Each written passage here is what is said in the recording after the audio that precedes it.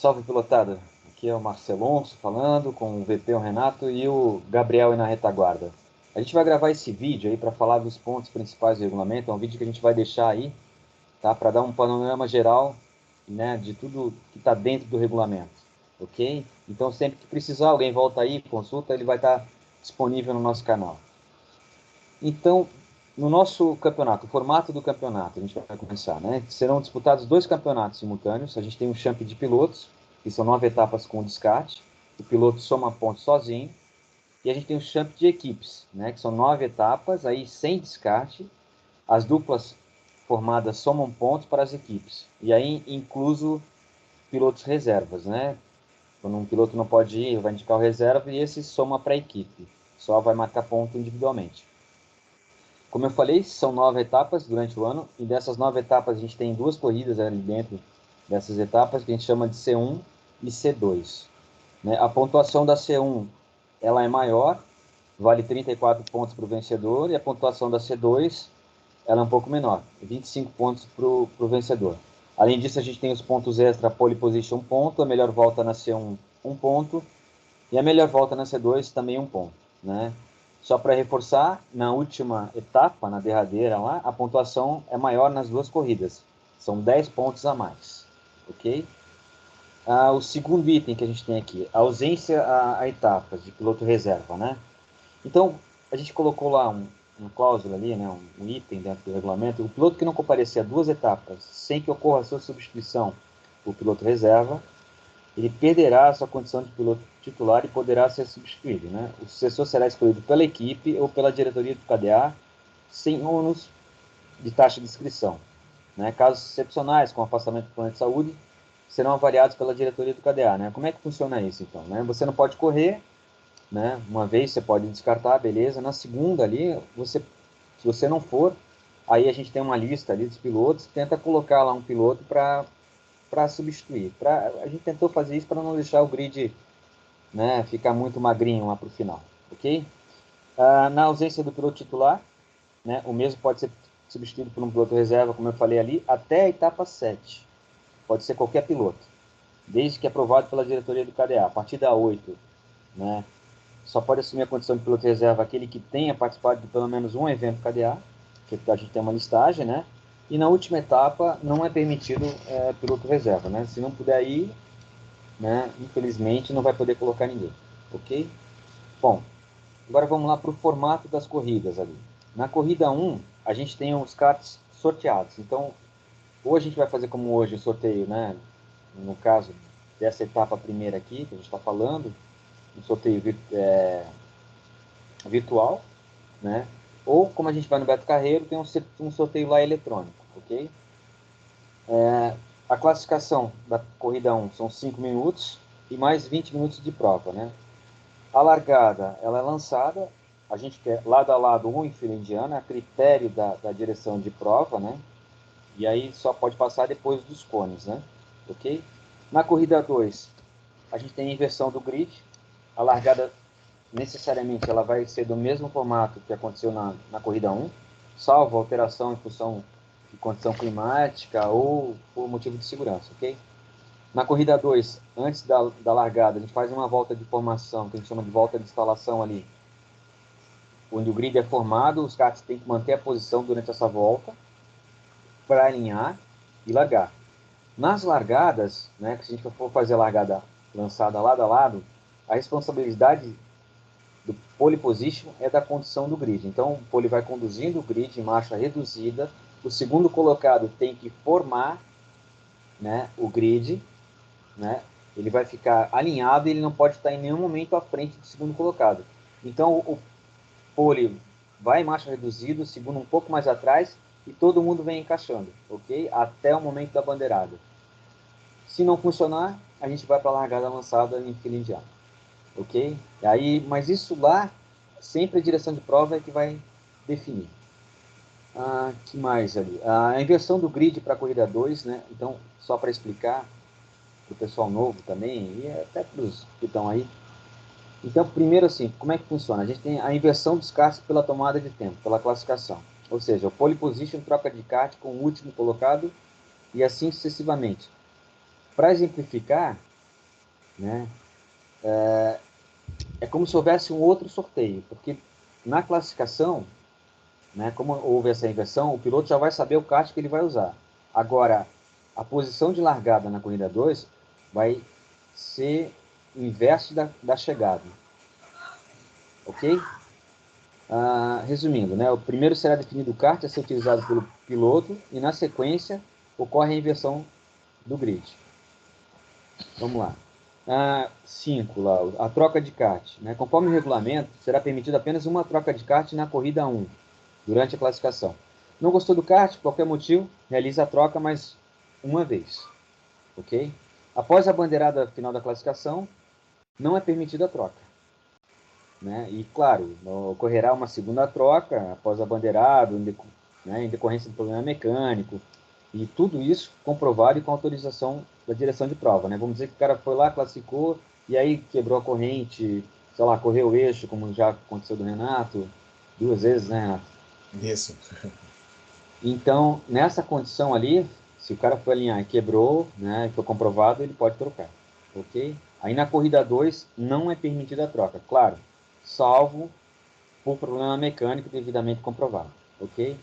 A gente também tem um detalhe, uma regra, né, que a gente tentou colocar agora, que a gente quer colocar em prática, que a gente chamou ali de regra de seleção dos karts pelo tempo da melhor volta. Então, essa ideia do pole, então vamos dizer, o pole fez lá quem tiver acima do pole em 1,2 segundos, tá, vai poder trocar de kart. Aí, vamos dizer assim, o Ari vem ali e fala, né, o diretor de prova, tá, mesmo que ele já tenha feito uma troca, o teu kart está 1,2 acima do tempo do pole, você pode trocar. Então, você tem essa chance de pegar um outro kart. Então, a ideia disso aqui é tentar tirar os karts mais fracos. Claro que a gente vai colocar isso aqui em prática desde que hajam karts reservas suficientes. Né? Se não houver kart reserva suficiente, não tem como a gente colocar isso em prática. Tá? E a ideia, quando trocou esse kart, que está virando 1,2 mais lento que o pole na classificação, é excluir ele da etapa, para não deixar mais ninguém pegar. Ok? Mas é como eu falei, é uma regra que a gente está fazendo um teste, vamos ver se vai dar certo, para a gente tentar levar karts melhores lá para a corrida 2. Tá? E essa regra ela só se aplica com piso seco. Ok? Piso molhado não aplica. Beleza. Com relação, só para finalizar ali, se trocar o kart lá, no caso, quem trocar o kart sem autorização é desclassificado. Beleza? Vamos lá para o item seguinte. Antes eu queria fazer um adendo ali, que a gente também está colocando agora, o uso de placas com numeração fixa, né? A gente está numa fase de teste, ok? Então, assim, vai acontecer lá do cara trocar o kart, nesse momento, a gente vai colocar lá em cima da outra placa com borboleta. Até a gente está pensando em desenvolver um outro sistema ali. Mas aí vamos dizer que você trocou o kart lá e aí estava com a tua placa e você não quer perder tempo, não quer colocar a placa, você pode ir sem a tua placa, sem problema. Então, no momento, esse uso é facultativo, ok? Tá, vamos para o item 7 lá. Com relação à pesagem. Os pilotos lá têm que fazer a pesagem antes da classificação, né, que o peso mínimo é 90 quilos. A gente anota em planilha lá o peso do piloto com a indumentária e a quantidade de lastro a ser usado se for o caso. Né? Após a C1, aí haverá a conferência de quem leva lastro no kart ali, né, pelo comissário. E na C2, novamente, a conferência, ok? No final, mas na C2, acabou a C2, aí sim o cara tem que ir lá se pesar. Que ele tem que bater o peso que ele tinha, né? Com mais o lastro que ele está levando. Então, se ele perder 1 quilo, ok, beleza, está dentro.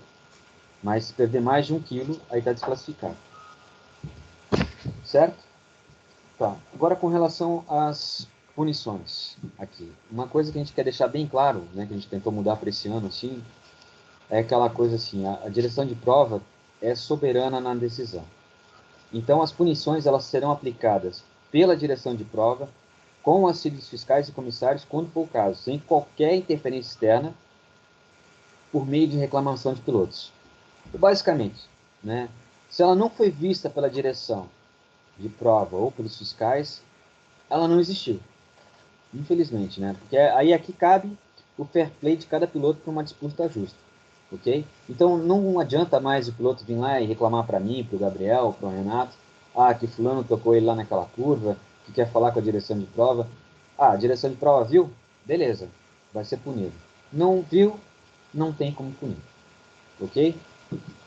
A gente colocou também ali uma outra coisa, uma outra cláusula aí, que a gente não vai tolerar ofensas, xingamentos, agressão física, né? Isso aí, se acontecer lá, o infrator vai ficar sujeito às sanções descritas no regulamento. Beleza? Só para deixar bem claro. Acho que a gente já teve alguma coisa no passado, mas a gente só quer reforçar para que isso não aconteça. A gente quer um grupo homogêneo, todo mundo, né, indo lá para se divertir. Ok? A gente tem ali um quadro de penalizações logo abaixo ali, tá? Que a gente tem, depois a gente vai colocar no grupo, que estão ali as condições, né, as atitudes em pista e a devida penalização, certo? O que a gente aumentou agora?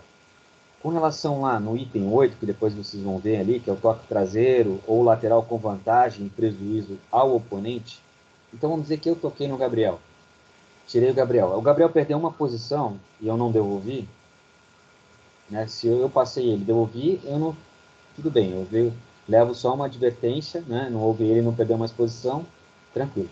Agora, se eu toquei ele, né? Ele perdeu passou um kart, eu tomo 5 segundos.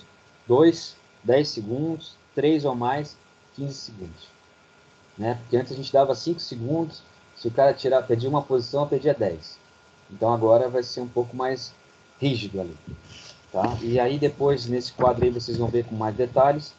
Está bem exemplificado ali o que são as atitudes e as devidas punições ali. Ok? Tá, o próximo item lá. A gente tem para quem não sabe, a gente tem uma carteira de pontos dos pilotos ali, né? Então, ao longo da temporada, ela é cumulativa. O piloto levou uma punição, ele fica com um cartão amarelo, não vai acontecer nada com ele, beleza? Na segunda punição que ele levar, independente se for a corrida na etapa 1, 2 ou 3 lá, ele vai largar em último na próxima etapa na C2. Né? Se ele levar 3 punições, ele vai largar em último e vai tomar um pênalti de 10 segundos. O pessoal larga, ele fica 10 segundos parado na largada. Né? E 4 punições, aí são 20 segundos, última posição, e assim vai, né? Vai acumulando ali. À medida que vai isso, é para que o cara não evite de ter punição. Né? Quem não tiver punição ao longo do campeonato, tiver zerado, ganha 2 pontos de bonificação. O que é interessante, que às vezes até ajuda no campeonato. Beleza? Tá. Agora, com relação ao item, o último item, né, para a gente deixar bem claro, utilização de imagens, câmeras oficiais KDA e on-board dos pilotos. Bom, na reunião que a gente teve ali lá no meados de março, ali no início de março, lá na Marina, lá, a gente decidiu fazer umas modificações, né? Como é que funciona? Então, somente a direção de prova poderá, a seu critério, fazer uso de imagens para verificação de incidentes do dia do evento, né? Somente a direção de prova. Se, né, o piloto pode dizer até que tem um vídeo, se o diretor de prova, não, eu vou dar uma olhada e eu estou na dúvida. Se ele disser que não vou olhar e ponto final e acabou, está resolvido, ok? Mas se por acaso a direção de prova quiser analisar, ela pode ainda, se ela quiser, solicitar o auxílio de membros da diretoria do CADIA, com mínimo de 3 pilotos, né, que não estejam envolvidos no incidente, para fazer uma verificação lá e fazer uma votação. Mas isso, se a direção de prova quiser usar, né, esse artifício, ok? Que mais aqui? As reclamações pós-corridas, tá? Elas poderão ser realizadas pelo piloto que se sinta prejudicado, em até 5 dias pós-etapa. Só que tem um detalhe, tá? Essa reclamação com imagem.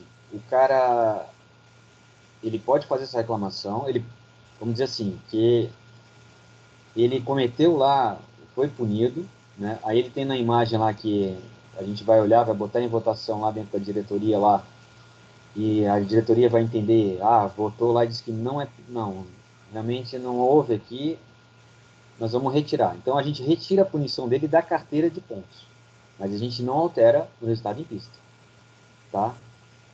E aí a gente também decidiu ali que para fazer essa realização, né, para essa verificação das imagens, tá, o piloto tem que fazer um pagamento de R$ 100 a título de caução.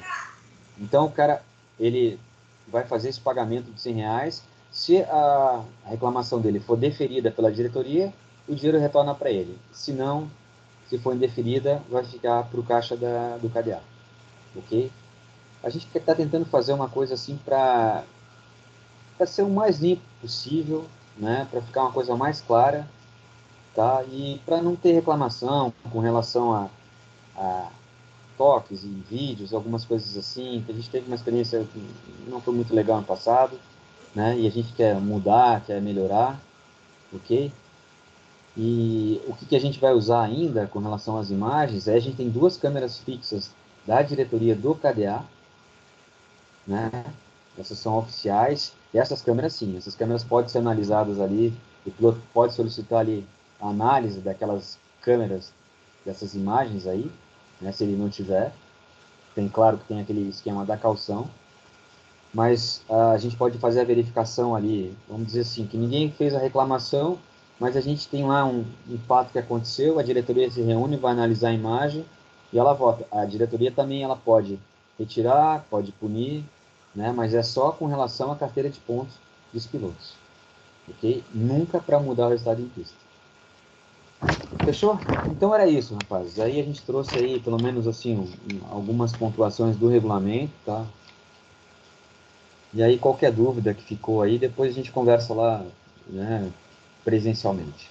Tá bom? Agradeço ao Renato, ao Gabriel aí, e esse vídeo vai ficar aí disponível. Valeu? Um abraço. Até amanhã.